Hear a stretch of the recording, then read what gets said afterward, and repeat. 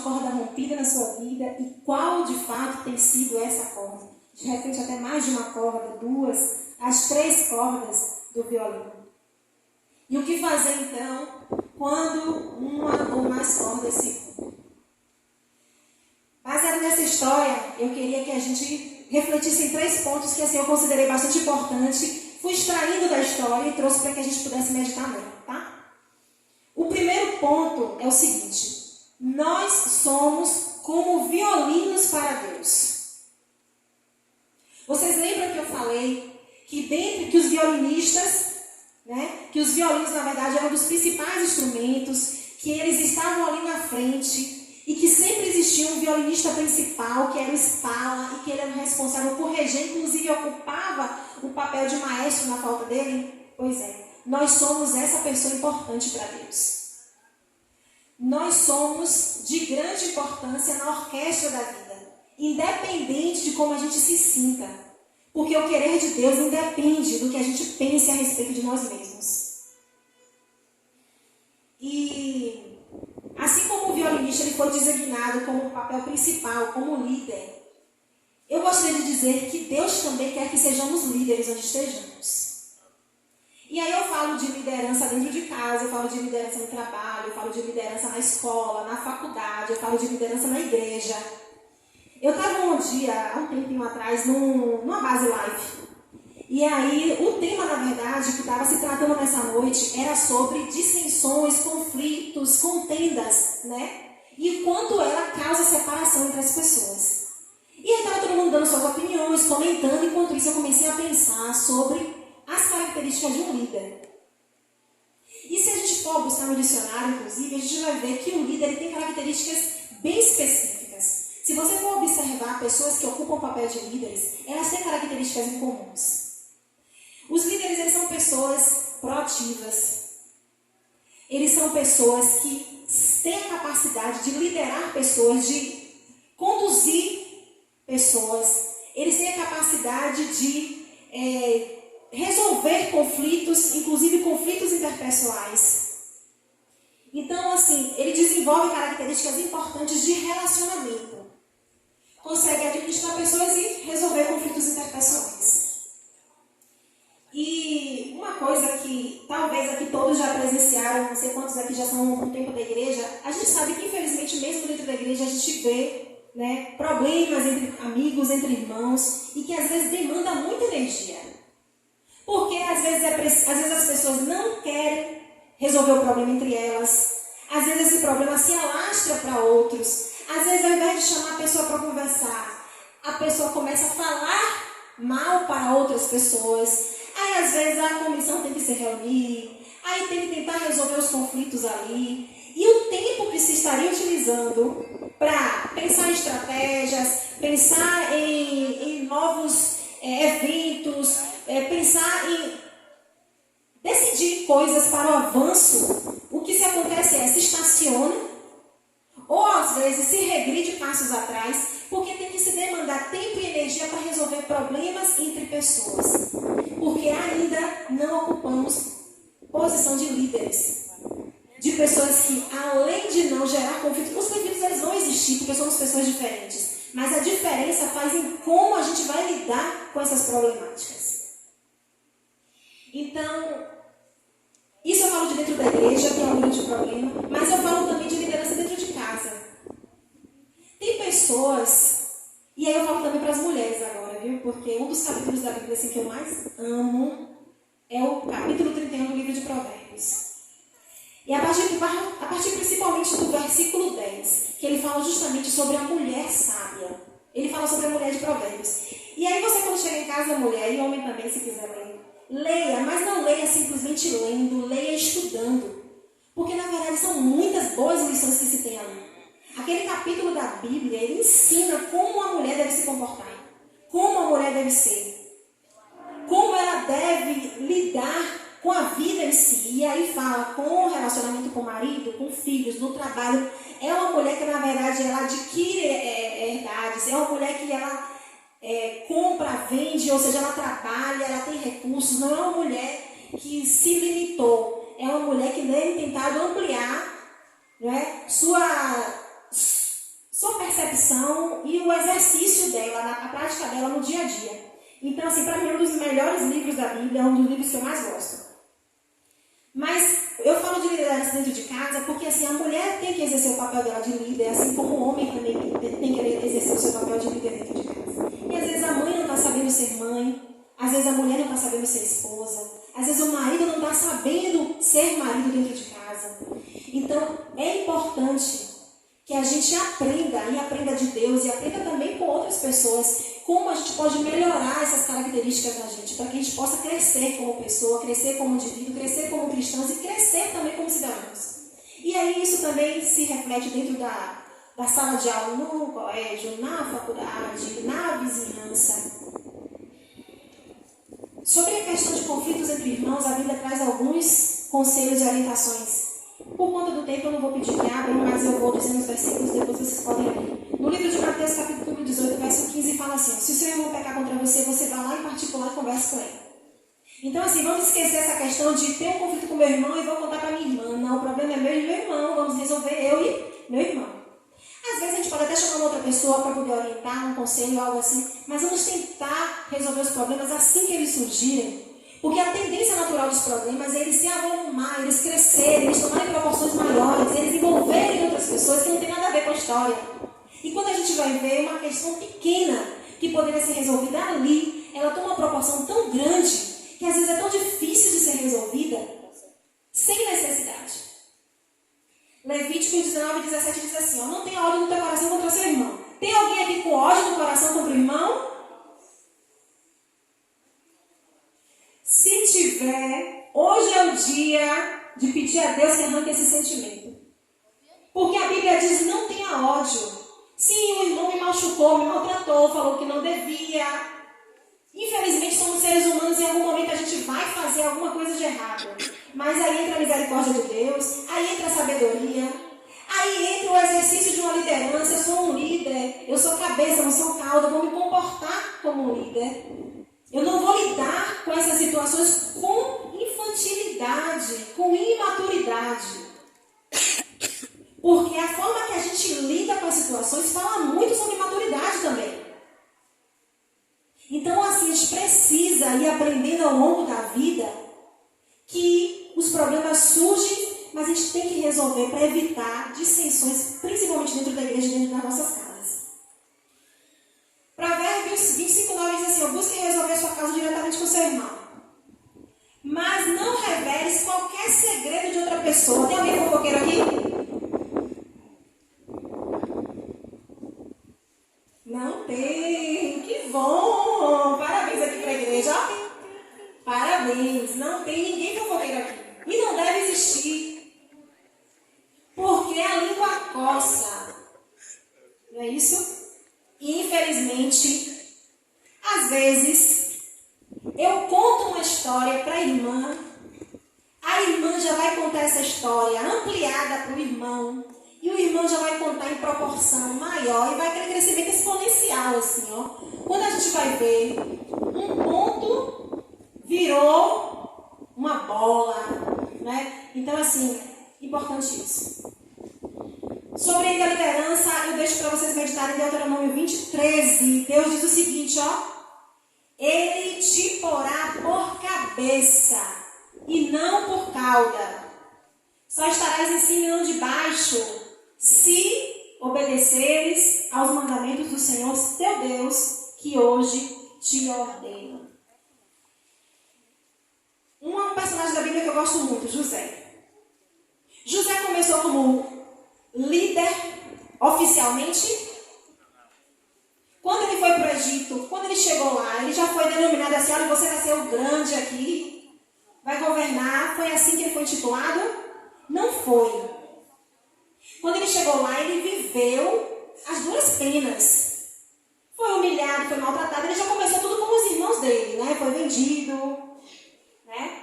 Então, quando ele chegou lá, ele ocupou cargos, digamos assim, de baixo escalão. Assim, tipo, ele foi jogado lá com presos, ele não foi reconhecido, ele foi acusado do que não tinha feito. Mas sabe o que diferenciava José de outras pessoas? É que tudo que ele ele fazia com excelência. Você lembra o que a Bíblia diz? O que vem à sua mão para fazer? Cadê esse lá que lê a Bíblia? Cadê os irmãos que lêem a Bíblia? A Bíblia diz que tudo que vem à sua mão para fazer, faça com quê? Como se estivesse fazendo para Deus. Quantas vezes a gente assume uma responsabilidade e a gente faz de qualquer jeito só para se ver livre dela? A gente faz de qualquer jeito, né? Leva com a barriga, tipo assim, vou fazer aqui e pronto. E às vezes isso acontece dentro de casa, às vezes isso acontece no trabalho, e às vezes isso acontece também dentro da igreja. Isso nunca vai diferenciar a gente das outras pessoas. Porque, infelizmente, a maioria lida dessa forma, age dessa forma.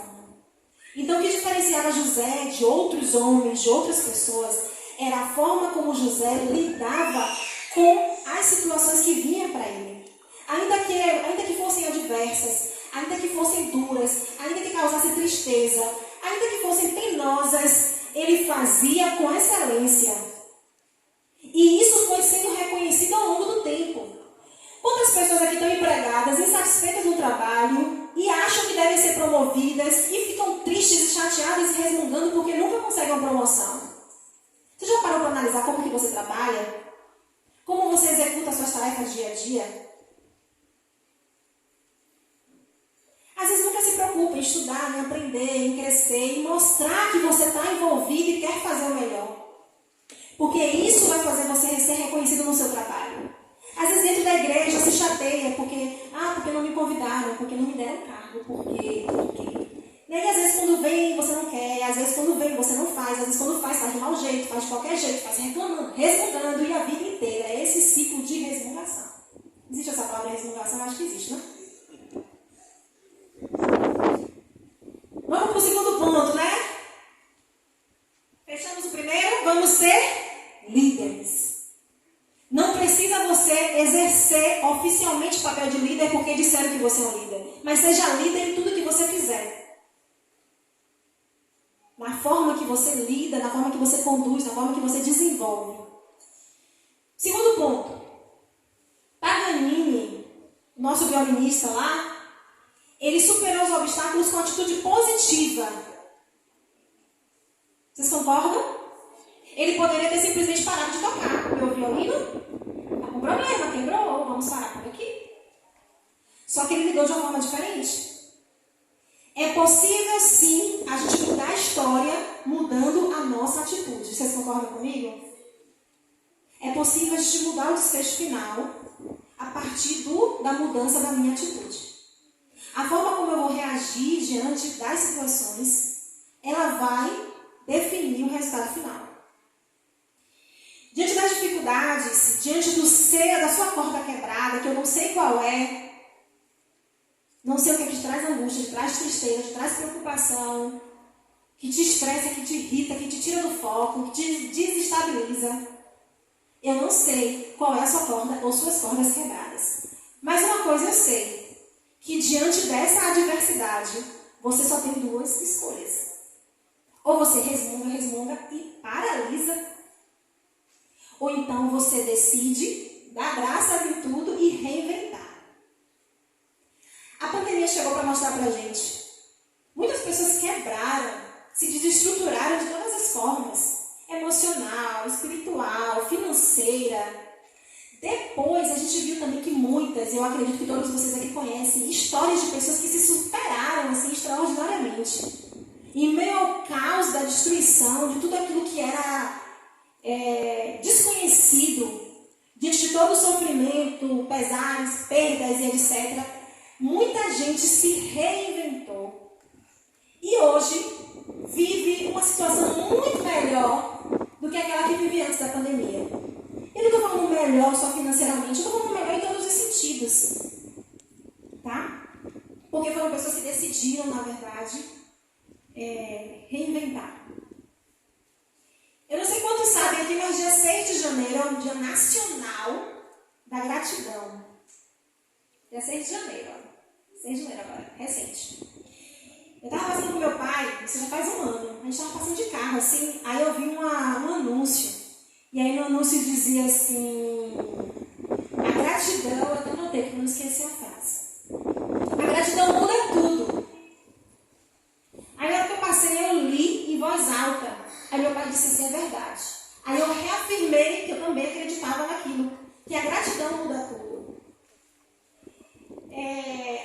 gratidão, na verdade, o exercício, na verdade, da gratidão, o exercício de ser grato, de reconhecer as coisas boas, não ficar focando nas coisas ruins, ela tem a capacidade de fazer o nosso corpo liberar substâncias que nos causam prazer, que nos trazem, né, motivação, alegria, felicidade.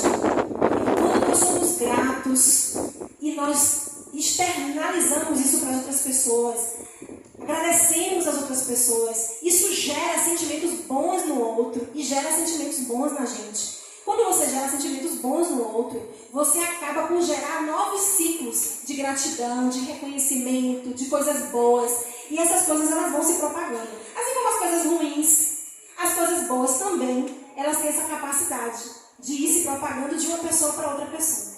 Então a gratidão, ela tem essa capacidade. Vocês lembram do povo de Israel? O povo de Israel tinha que fazer uma travessia.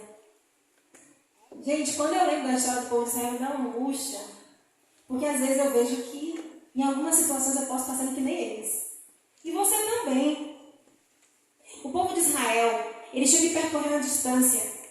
Era de aproximadamente 200 quilômetros. E eram 40 dias para fazer esse percurso. Mas vocês lembram quanto tempo eles demoraram para fazer o percurso? Quanto? 40 anos. Gente, 40 dias para 40 anos é uma diferença muito grande. Muito grande. E vocês lembram também por que o povo de Israel precisou passar 40 anos ao invés de 40 dias para fazer o mesmo percurso? Ao invés de eles seguirem, se eles seguissem em linha reta, eles conseguiriam percorrer 40 dias. Só que o povo de Israel resmungava tanto, reclamava de Deus, reclamava de Moisés, reclamava do vizinho do lado, reclamava do amigo aqui que está sentado aqui na frente, reclamava daquele que cantou mal, que acha que cantou mal, reclamou daquele que acha que pregou mal, reclamou daquele que não te sorriu hoje, reclamou daquele que você acha que olhou com cara feia, reclamou porque o sol não brilhou, porque a chuva não caiu, porque a grama não cresceu, reclamou porque não foi promovido no trabalho, reclamou porque reclamou e reclamou o tempo inteiro. E o povo de Israel seguia assim, como a gente muitas vezes segue a vida. E ao invés de seguir em linha reta, o que é que eles faziam? Faziam círculos. Gente, você já parou para imaginar que você pode estar andando em círculos? Isso me traz angústia toda vez que eu penso. Nós, de repente, estamos ali, andando em círculos, ao invés de estarmos seguindo linhas retas. E aí eu vou trazer para a prática, tá certo? Essa história. Ano de 2023, o ano inteiro, começou em janeiro, foi assim, um ano atípico na minha vida. Começou em janeiro e a palavra que mais ecoou no meu ouvido foi a palavra processo. Porque na nossa jornada aqui na Terra, nós vivemos processos o tempo inteiro. E Deus permite passarmos por algumas situações, por alguns processos, porque Ele precisa tirar e colocar coisas da gente. Ele quer que vivamos bem aqui nessa terra, sim, a Bíblia diz isso, com saúde, com prosperidade. Mas o objetivo maior e principal de Deus é que a gente alcance no final da carreira a coroa da vida eterna. Então, nesse processo, vão existir dores, vão existir arrancar coisas e colocar coisas. E o que aconteceu com o povo de Israel, que às vezes pode estar acontecendo na minha vida e na sua vida, é que nesses processos, nessas situações, a gente faz que nem eles. Ao invés de tentar aprender de Deus o que Ele quer nos ensinar e se ver livre daquele aprendizado, eu aprendi, estou fora desse aqui, vamos pro próximo. Ao invés de fazer isso, a gente fica rodando ali para aprender a mesma coisa. Não aprendeu, lá na frente vai vir outro. E a gente está ali, quando vem de novo, a gente começa de novo a reclamar. E fica ali, não aprendeu e vai nesse processo de repetir dores e processos para aprender coisas que poderiam ter sido aprendidas em 40 dias. E a gente leva 40 anos. Quando eu falei de 2023 é porque eu, Milena, confesso que sou uma pessoa muito imediatista. E eu nunca gostei de processo, a verdade é essa, confesso. Eu nunca gostei de nada que me demande muito tempo até o resultado final. Isso me causa ansiedade, isso me causa... Eu não tenho paciência de ficar, sabe, remando até chegar no objetivo final. E eu lembro que meu pai disse assim, Roma não foi construída em um dia.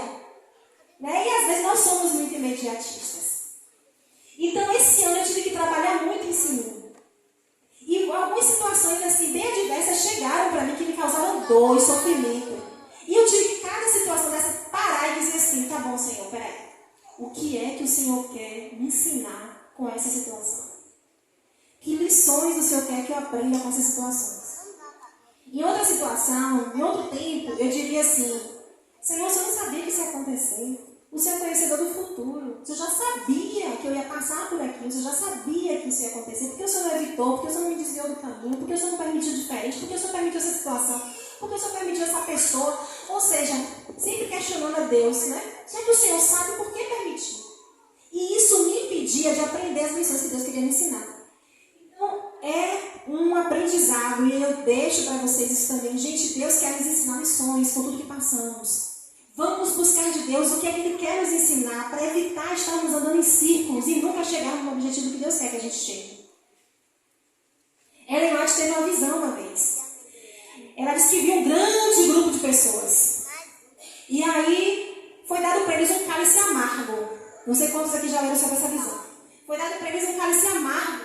E aí um grupo de pessoas tomou. E a outro grupo de pessoas que já havia tomado, foi dado para eles um novo cálice, em outro momento, maior e mais amargo.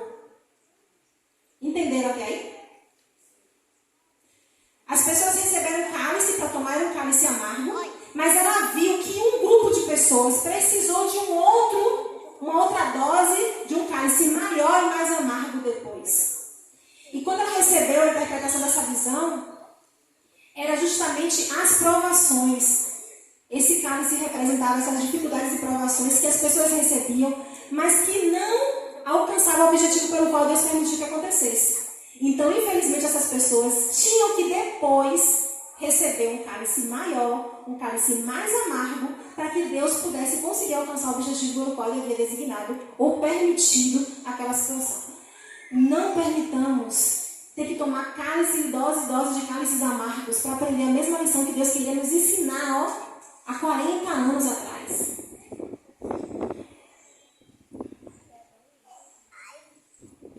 A gente vive hoje numa geração assim bem imediatista, né? Porque eu mando um zap, mas não me responde. Eu faço uma chamada, João me atende e as respostas são rápidas, né? Eu sou da época, não sou velha, mas sou da época do correio, das cartas. Tá? E quem aqui nunca mandou uma cartinha? Talvez os mais novinhos não, mas quem nunca mandou não recebeu uma carta? Quem não ficou esperando ali, para receber uma mercadoria pelo correio? Hoje em dia o Mercado Livre você compra de manhã, às vezes de noite você recebe. Né? Você manda uma mensagem, na mesma hora você recebe resposta. Isso tem gerado nas pessoas muita ansiedade. Por quê? Porque elas querem sempre respostas rápidas. E isso também tem influenciado no nosso relacionamento com Deus. Porque nós também queremos respostas rápidas de Deus. Nós queremos enviar uma mensagem curta e rápida e queremos uma resposta rápida também. E isso nem sempre vai acontecer. Em alguns momentos Deus até vai dar uma resposta assim bem rápida, mas em outros, talvez muitos momentos, vai ser necessário um processo até recebermos essa resposta.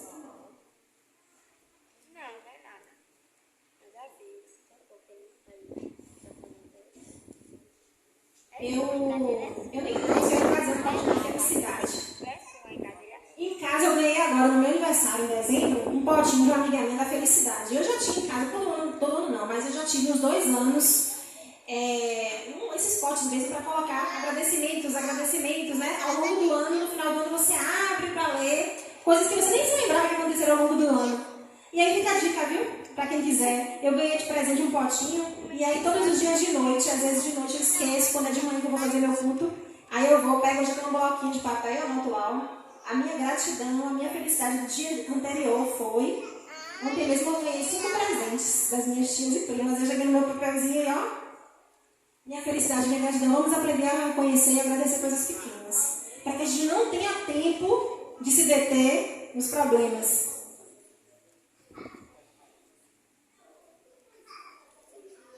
1 Tessalonicenses Tessalonicenses 5,18 diz assim, ó, deem graças em todas as circunstâncias, pois esta é a vontade de Deus. É difícil agradecer por coisas ruins? Sim. Não é que você está agradecendo porque você está feliz com aquilo. Senhor, está acontecendo isso, está me causando dor, sofrimento. O que é que o Senhor quer me ensinar com isso? Me ajuda a aprender as lições que o Senhor quer. Para que eu não fique rodando aqui nesse deserto. O terceiro ponto que eu gostaria que a gente meditasse, e a gente termina com ele, é o seguinte, talvez eu esteja aqui falando para alguém que está com suas cordas de violino quebradas. Antes, porém, de falar sobre esse ponto, deixa eu somente falar uma coisa que é importante aqui, tá? Que eu acabei esquecendo de falar. Para que nós sejamos líderes, aprendamos a ser líderes. E para que a gente consiga vencer os obstáculos, sermos gratos e vencermos os obstáculos, é necessário relacionamento. A gente não vai conseguir sozinho. Não adianta. Não adianta, a gente não vai conseguir. Você não vai conseguir vencer seus problemas financeiros, seus problemas do relacionamento no seu casamento, no seu noivado, no seu namoro. Você não vai resolver os seus problemas emocionais, de baixa autoestima, de depressão, transtorno de ansiedade. Você não vai conseguir vencer sozinho as dores e angústias por uma doença, por um luto. Você não vai conseguir vencer sozinho. Talvez por um tempo a gente tenha a sensação de que está conseguindo. Mas não existe verdadeira resolução longe do verdadeiro Deus que consegue trazer a resolução dos problemas. Eu escutei uma música que eu não conhecia. Eu conheci ela no final de dezembro do ano passado. E uma parte da música diz assim, ó, é Deus falando com a gente. Não quero algo de momento. Eu quero um relacionamento. Com profundidade, na intimidade. Eu sou teu pai, é só chamar. Não é sobre religiosidade, é sobre intimidade.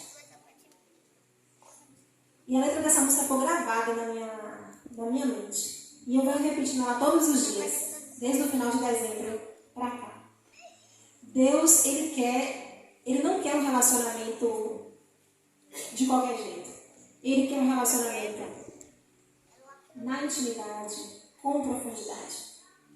Ele diz, eu sou teu pai, é só chamar. Não preciso de formalidade.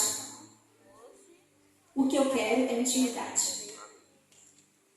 Deus, Ele quer se relacionar com a gente. Mas a gente precisa decidir também se a gente quer se relacionar com Ele. E relacionamento demanda tempo. Demanda planejamento. Quem é casado, quem vive um relacionamento a dois, sabe que você precisa se organizar para passar tempo com o cônjuge. Eu conheci um casal que assim, eu admirava eles. Eles separavam um dia da semana. Eles tinham 2 filhos pequenos. E eles separavam um dia na semana, que era só deles. E eles saíam para jantar, saíam para fazer alguma coisa. E era o dia deles. E ela trabalhava fora, ele trabalhava em home office. Então ele passava muito tempo em casa. Já ela trabalhava fora. E trabalhava muito, ela saía de casa cedo, chegava tarde, de noite assim já. E eu lembro que sempre que chegava, eles se juntavam, jantavam juntos. Depois que jantavam juntos, contavam a história para as crianças, botavam na cama. E depois ela sentava no sofá para conversar, para assistir um filme, fazer alguma coisa com o marido. E era essa rotina assim, diária. E eu ficava assim, admirada. Ficava assim, gente, disposição e tempo. Assim, energia, né? E sempre um dia na semana, ela separava só para eles dois. E o final de semana envolvia as crianças nas atividades externas de lazer. Ou seja, se relacionar exige tempo, planejamento e algumas estratégias de vez em quando. Né? Tem filho pequeno, tem que ver quem vai tomar conta do filho, se vai ser a tia, se vai ser a avó, se vai ter dinheiro para pagar alguém para ficar. Mas demanda de você. Se a gente deixar as coisas irem acontecendo naturalmente, elas não vão acontecer. E se elas acontecerem, elas vão acontecer de forma muito desordenada e desorganizada. E não é diferente no relacionamento com Deus. Se relacionar com Deus demanda tempo. Eu estou falando de relacionamento que Deus quer ter com a gente. Não é aquele relacionamento que a gente acorda, olha e sai. E eu não estou aqui julgando ninguém não, viu? Porque a vida do cristão é de altos e baixos. E eu também já tive meus momentos de acordar ali já em cima do horário, tomar banho, orar, ler um verso da Bíblia e sair. Então eu não estou aqui para julgar vida cristã de ninguém. Eu só estou querendo que a gente reflita um pouquinho sobre algumas coisas que de repente você pode achar que pode mudar, que você de repente pode achar que deve, que precisa, porque cada um, todo mundo conta da sua vida, né, pessoal, espiritual, porque cada um se conhece. Eu estou falando de mim. Eu estou falando daquilo que eu achei que para mim era necessário. Eu estou falando daquilo que eu achei que eu deveria mudar. E aí eu falei, eu acordo cedo para ir trabalhar. E eu falei, eu preciso acordar mais cedo ainda. Hoje eu acordo 4h30 da manhã. É uma luta, às vezes é. Mas foi a minha opção.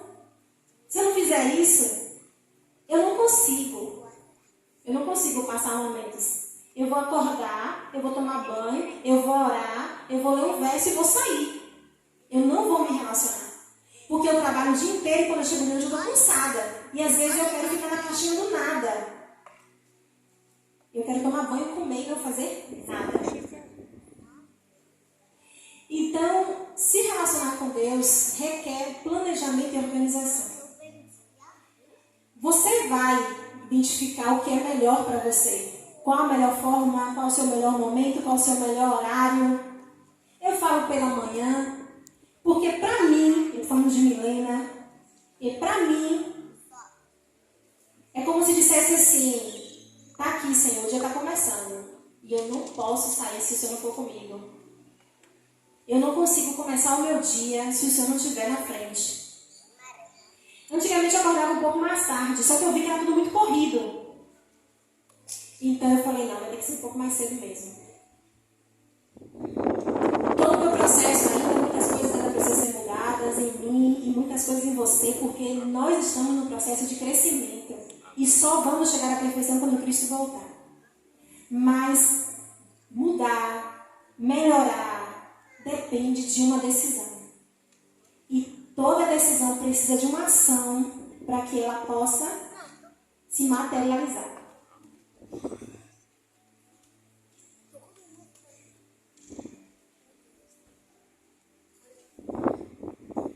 Eu vou terminar. E esse agora eu quero que vocês abram a Bíblia. Mateus, capítulo 11, versículo 28.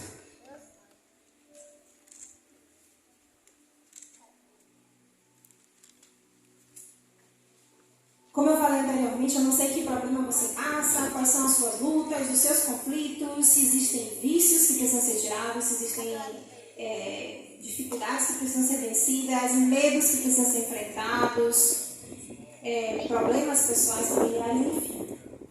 Mas eu gostaria que você saísse com essa mensagem. Você só vai vencer se você se relacionar. Independente do que você esteja passando, existe uma promessa. Porque Deus é maravilhoso. Independente de quem Milena é, independente de quem você seja, existem promessas do Senhor para nós. Amém. Mateus 11, 28 diz o seguinte, ó. Vinde a mim, todos que estão cansados e oprimidos. Vinde a mim, você que está deprimido. Vinde a mim, você que está em luto. Vinde a mim, você que está com vício.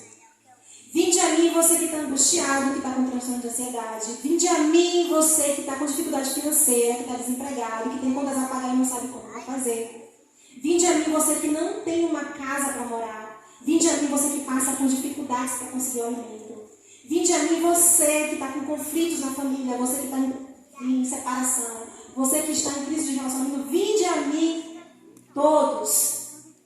Vinde a mim todos que estão cansados e sobrecarregados e oprimidos, porque eu vos aliviarei. Jesus diz, venha do jeito que você está, porque eu vou carregar o seu jugo e vou te dar o meu, que é leve, que é suave. E depois eu vou ler o parece que está em Jeremias, capítulo 29, verso 11, que está em Jeremias, que é um dos meus preferidos da Bíblia também. Inclusive, no meu WhatsApp, eu coloquei ele, né? De vez em quando eu abro assim, eu consigo ver. Diz assim, ó: porque sou eu que conheço os planos que eu tenho para você. Diz o Senhor: plano de fazermos prosperar e não de causar dano. Plano de te dar esperança e te dar um futuro. Que saímos aqui com essa confiança de que, independente de como estamos, eu, nesse ano de 2023, a sensação que eu tinha de mim mesma era como se tivesse pego a minha casa, tirado os móveis de lugar e bagunçasse ela. Porque foram várias coisinhas que foram acontecendo que me desestabilizaram, me instabilizaram.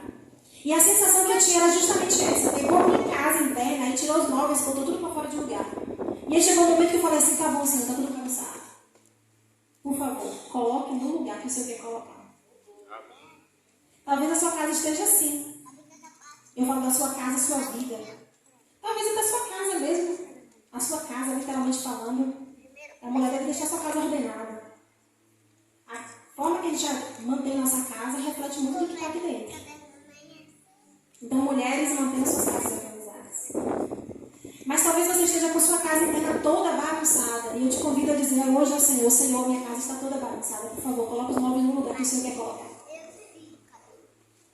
Que nessa manhã saímos com a certeza de que Deus tem promessas para nós.